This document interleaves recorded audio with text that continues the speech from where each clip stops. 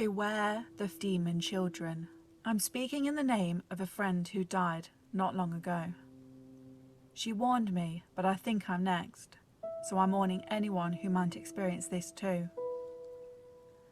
Do not let them know that you see them. Your fate is within your actions. It started 6 years ago. I used to see a young pale girl floating in my room. She didn't have eyes. She had light brown hair and feathery fingers.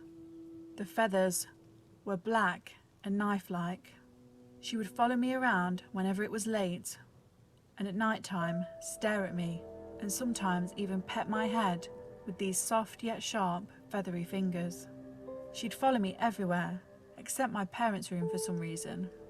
I used to read the religious book called the Quran, and every time I did, she would scream so loudly and sometimes would even hit me. Not hard enough to harm me badly, but enough to keep me from reading it, unless I made it to my parents' room to read it there. But even then, she would stare at me through their window and bother me constantly. Eventually, I started losing hours of sleep and eating less. She would follow me into school. Everyone thought I was creepy or something from the way I acted, but it's because she was always there. But no one could see her but me. I realise now that was the mistake I made, letting her know I could see her. Trust me, if you ever see her, don't let on and pretend you can't. Maybe she'll get bored eventually and leave, but it's too late for me. This little girl with the feathered fingers would sometimes talk to me, but the only thing she says is, "We'll be here." I never knew who she meant by we. Who was we? She was always on her own. I didn't think much of that until one night she got inside my dream and she smiled at me, which she never did before. In my dream, I was on my bed and she started pulling my arms, trying to lift me. And every time I tried to resist, I moved a bit more anyway, and she managed to take me next to a black hole that looked like a portal in the wall. I yelled at her to let go, but she just said, "I told you we'll be here, and you'll be with us now." Then suddenly, inside the portal in the wall, I could make out shadows of weirdly shaped people. I'm not even sure if they were human or not, but I got so scared and so kept resisting. So she shook me so hard that it backfired as I woke up from the sharp pain in both of my arms.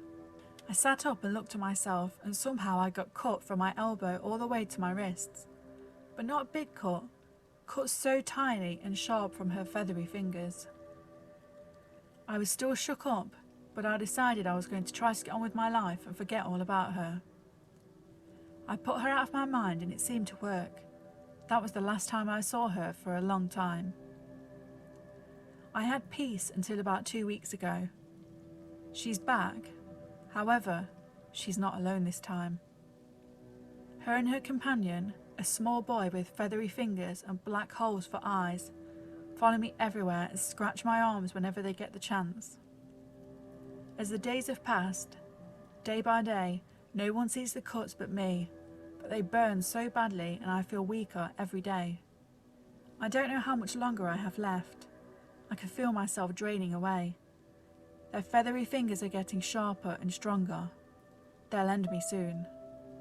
Even while I'm writing this, I can feel them floating above me, waiting for me to fall to my feet or just give up. Be aware of feathery-fingered demon children. Ignore them as much as possible, and don't ever let them see a sign of you noticing them. They will never leave you alone. I hope to find a way to beat them, and if I do, I'll let you know. But in the meantime, please pray for me, and I hope this never happens to you. Thank you for listening today. Stay safe out there. Join us In the next video. and don't get too spooked.